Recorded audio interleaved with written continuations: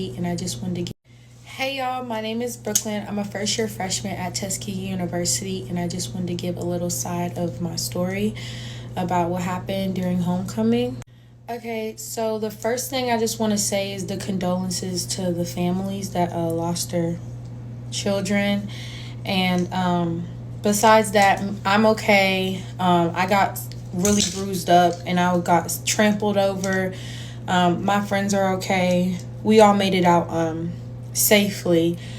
But the security at Tuskegee is absolutely, it's just not there. Something definitely needs to be done. We just recently had a towns meeting. Nothing was really said. I mean, nothing was really said at the end of the day. It just was a bunch of promises, and the president needs to just do a better job. The president really just blaming it, I feel like, on the students. He was saying that he takes accountability for things, but he's trying to put the blame on us, saying that we don't have approved parties because at Tuskegee University we need to have parties that are approved. We had a white boy wasted party recently, and the police did not shut that down. They didn't shut it down, but there was multiple cop cars around. They knew the party was there. They heard everybody coming towards the west. The West Commons is where everybody goes to party. So the fact that the police was there, and it was probably 1,000 people, but during homecoming, everybody comes over here to the west, and it's 5,000-6,000 people. There's not one police car, not one, no, nothing. And you want to talk about it because it wasn't approved? That doesn't make any sense at all. But anyways, I'm going to give my backstory. I'm going to give my story about what had happened. So me and my friend, and it was on my birthday, matter of fact. So we had went towards the music, and the guy, I don't remember what he looked like. I just know his type of body shape was kind of like a big, heavily framed. But my friend let me know that he had a automatic hanging out his pocket. And we were going to leave that area, but one of my friends, she had left to go to her dorm really quick, and we can't call her to tell her, hey, we're going to move somewhere else, because we had no Wi-Fi. We had no service. We couldn't call out for emergencies or anything. So if we need to call her, we couldn't get to her. So we had to stay there. After she would have came, then we would have left. I told my other friends to make sure that he's right there, and probably 10-15 seconds later I hear a charger just zooming by and just start shooting. And then I saw the guy, he pulls it out and starts like, oh, there they go right there, let's get him, like acting all happy and shit, like nothing about that is funny. And then so me and my friends start running. As soon as I run, I fall, get trampled over, probably like 8-10 people. My phone, my keys, my ID, everything falls out my purse. I'm just running. And then I get back up, and I go to, in between two cars, and there's a bunch of people, and I jump on top of them. And I'm just trying to stay down, and they're shooting near the car. And I'm just like freaking out. I'm like having a panic attack. I've never been in a situation like this. This is like really scaring me. And so I get up to go to a different area, and I see two other people with guns right in front of me. They're literally right there, like right there, while I'm trying to get up and run. One had an automatic and another one had a handgun. I don't remember anybody's faces. I'm just looking at the person. That's it, here and below. And I just start running to another section. So I run to another area that it was also in between two other cars. I hop on those people, and I just put my head down. They're still shooting. They are still shooting. I get up again. 3 dudes now with guns. These are different types of groups and different types of people with guns. These are not even the shooters. These are just niggas with guns. And I saw another automatic. I saw probably 2 more handguns. And yeah, those were the 3. And then so I was like, okay, I have to keep running. I run somewhere else, slip, and I just bruised my knee. I'm like really messed up all over, but some things have healed.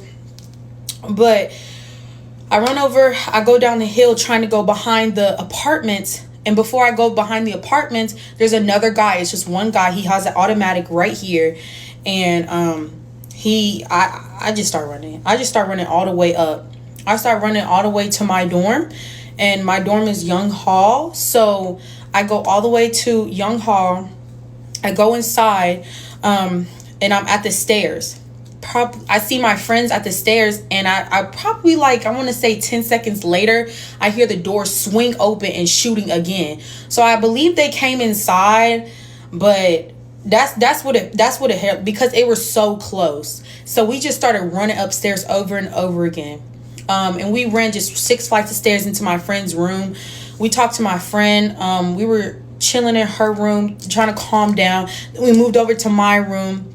There were some random people in my room, making sure they're okay. They're talking about how they had to help somebody. They had blood on their hands. Some guy got shot in his leg and his hand. They had to help. It was so much going on. And then we was in there for probably 10 minutes in my room. I heard some noise outside, some girls saying something. I opened the door, like, go back inside. They're still shooting. They were shooting for a good 15, 20 minutes. They shot all their rounds and reloaded and shot again. Like that whole time period, there was no cops called at all. We're wondering where the cops are because we have no service. I was told by somebody, and I was just told by somebody that somebody got in contact with their mom somehow, and she had to call the police. And that's what happened. I mean, and then I heard on the town's meeting that the shooter's been there since Wednesday. And this happened on Sunday. Yeah, it happened on Sunday. After the Glorilla concert, this student was talking about how a Charger was driving by her, a white Charger, the ones that was shooting, had like a beam and was just like acting like they were gonna shoot her or something like that. That's what she said. But yeah. So anyways, after that happened, I called my mom and everything and let her know what happened, and called my dad. And my mom was actually here for homecoming. And they were in the hotel already, so they were okay. But it's just the fact that a lot of us are going through a lot of PTSD right now. Some of the things I'm going through right now is just having like really bad flashbacks, and I'm hearing like rounds in my head when I'm trying to sleep. Okay, I can't really sleep unless I'm like extremely tired, so I try to tire myself out to a point where I have to just go to sleep, like I'm just totally knocked out. Because if I try to take naps, then I get flashbacks. I can't be around a lot of loud noises right now. I can't be around crowds or being in stores. I went to the store today to go get some food, and it was just too much for me. Like, I started having a panic attack in the store. Just being around a lot of people, just continue talking about it. Any type of guns, any loud noises, especially being around Hellcats and Chargers and all that. And I live in Atlanta, so that's bound to happen, but it just scares me every time. I cry at random moments throughout the day. And it's just kind of hard to function because I've never been through something like that. I've never been through any